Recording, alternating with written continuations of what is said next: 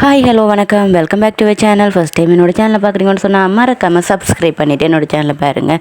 இன்றைக்கி சாமந்தி சீரியலோட ஒரு ரிவ்யூ தான் பார்க்க போகிறோம். என்னென்னு சொன்னால், சாமந்தி சீரியலில் இப்போ அரசியோட 30வது திருமண ஒரு அனிவர்சரி போய்கிட்டு இருக்குது. அப்போ அதில் நிறைய கெஸ்ட் அடுத்தது நிறைய பெரிய பெரிய பிஸ்னஸ் மேன்ஸ் ஆக்கள் எல்லாம் வர்றாங்க.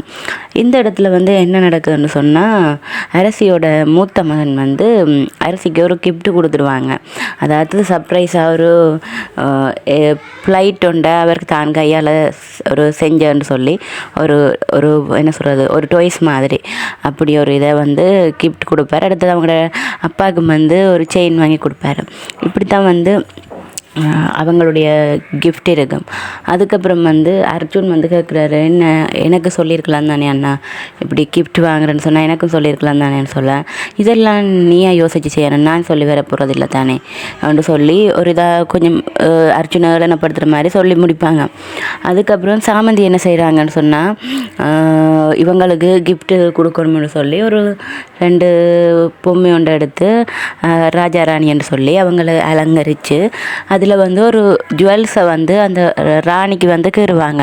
அந்த ராணிக்கு கீற ஜுவல்ஸ் அரசி எத்தனையோ வருஷ காலமாக தான் அபகரிக்கணுமென்று நினைக்கிற ஒரு ஜுவல்ஸ். அப்போ அந்த ஜுவல்ஸிൻ്റെ ஃபோட்டோவை தான் சாமந்தி அந்த பொம்மையில் கீறி இருப்பாங்க.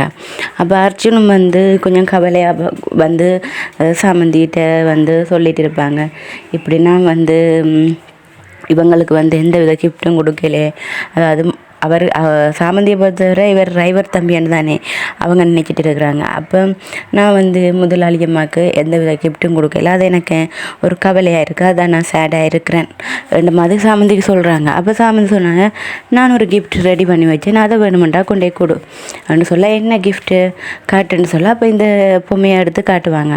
அப்போ அர்ஜுன் மனசில் என்ன தோணுமெண்டா, இந்த பொம்மையை அம்மா ஏற்பாங்களேன்னு சொன்னால், அவ்வளோ பெரிய கிஃப்ட்டு கொடுத்தாலே அதை அம்மா சிம்பிளாக எடுத்துப்பாங்க, இது இனி இல்லைன்ற ஒரு சிம்பிளான கிஃப்ட், இது எல்லாம் எடுத்துப்பாங்களாம் என்று சொல்லி அர்ஜுனும் கொஞ்சம் யோசிச்சுட்டு இருக்கிறாங்க.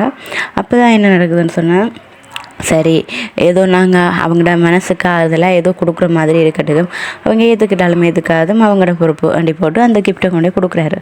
அப்போ அரசி பார்த்துட்டு இது அங்காளி பக்கம் இங்கன்னு மாதிரி தான் தூக்கி போடுற மாதிரி போடுவாங்க. அதுக்கப்புறம் அவங்களோட வீட்டில் வேலை செய்கிற ஒருத்தன் அந்த நகையை மாதிரி அவள் விருப்பப்பட்ட ஜுவல்லை மாதிரி ஒரு போலியாக கவரிங்கில் ரெடி பண்ணி கொடுப்பாரு. அதை பார்த்துட்டு அரசிக்கு பெரிய சந்தோஷமாக இருக்கும். இது ஒரிஜினலான்னு சொல்லி கேட்க, இல்லை இது உங்களுடைய சந்தோஷத்துக்காக ஒரு டூப்ளிகேட்டில் எடுத்துகிட்டு வந்தேன், அப்போ இதே போல் நான் உங்களோட ஒரிஜினல் ஜுவல்லை கொண்டு கூடிய சீக்கிரத்தில் ஒப்படைப்பேன் அந்த மாதிரி சொல்லுவார். அதுக்கப்புறம் தான் அந்த ஜுவல்லை பக்கண்டு பார்த்தகையோட அர்ஜுன் கொடுத்த பொம்மையிலையும் இதே மாதிரி ஒரு ஜுவல் டிசைன் இருந்தது.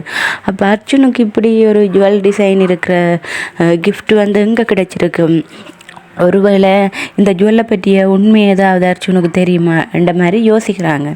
பிறகு அர்ஜுனை கூப்பிட்டு தனியாக கேட்பாங்க, இப்படி நீ ஒரு கிஃப்ட் கொடுத்தா அதில் அந்த பொம்மை ரொம்ப அழகாக இருந்துச்சு, அதில் ஒரு ஜுவல் வேறு இருந்துச்சு, அந்த ஜுவல் நீ க்ரியேட் பண்ணியா இல்லாட்டிக்கு எங்கேயாச்சும் வாங்கினியா, எங்கே வாங்கினான்னு சொல்லு அந்த மாதிரி சொல்லுவாங்க.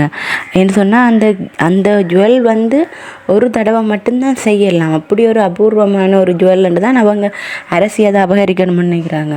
அப்போ கேட்கும்போது அர்ஜுன் சொல்கிறாரு, இல்லைம்மா இதை நான் தான் ரெடி பண்ணேன், நான் எப்போது ஒருக்கா படிக்கிற காலத்தில் இந்த ஜுவல்லை பற்றி நான் படிச்சிருக்கிறேன். அப்போ இந்த ஜுவல் என்ன சொல்கிறது, ஒரு டிஃப்ரெண்ட்டான யுனிக்கான ஒரு டிசைனரால் ஆக்கப்பட்ட ஒரு ஜுவல்னு நான் படிச்சிருக்கேன், அதால் தான் அந்த ஜுவல் எனக்கு ஞாபகம் வந்துச்சு, அதை நானே தான் வரைஞ்சேன் என்ற மாதிரி போய் சொல்லுவாங்க. என்கிட்ட சாமந்தி செஞ்சு கொடுத்தான்னு சொன்னால் அரசி ஏற்க மாட்டாங்கன்றதுக்காக அப்படி போய் சொல்கிறான். அதையும் அரசி நம்பிக்கிட்டு போயிடுவாங்க. என்றாலும் ஒரு சந்தேகம் இருக்கும், இந்த ஜுவல்லை பற்றி இவன் எப்போ படிச்சிருந்த வாய்ப்பு இல்லையே, இது என்ன சொல்கிறது, காலங்காலமாக பரம்பரையாக ஒரு பாதுகாக்கப்பட்ட பொக்கிஷமான ஒரு ஜுவல், இதை பற்றி பெருசாக உண்மை அறிஞ்சவங்க யாரும் இருக்க முடியாது, இது இந்த விலை மதிக்க முடியாத விலையான ஒரு ஜுவல், இதை பற்றி தெரிஞ்சிருக்கிறானண்டேக்க எப்படி தெரிஞ்சிருக்குமன்ற மாதிரி கொஞ்சம் அரசி குழம்புறாங்க.